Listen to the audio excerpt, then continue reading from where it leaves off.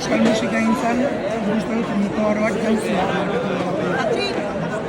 Nire horiek ez, baina ni pozik, karagarri pozik, emozionatuta nagoz.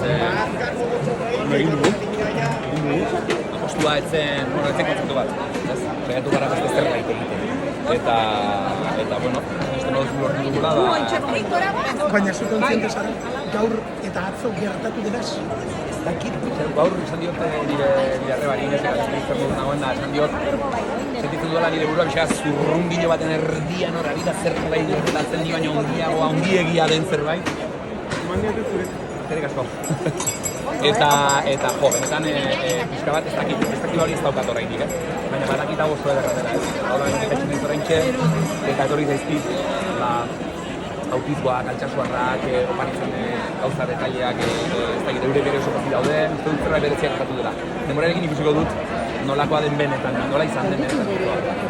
Nola baiteko distantzia bat hartzen duzunean, akaso kontziente izango zarak hemen gertatu denaz, hala ere, zuk gaur eta atzoko jaialdi handi honetan, gozatu duzu, gai izan zara sentitzeko, bizitzeko.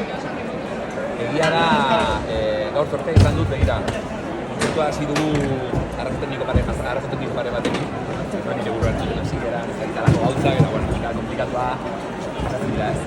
Eta momentu batez, Unai Mielgok, gure lantaleko kidea bizkaitarra, Pello.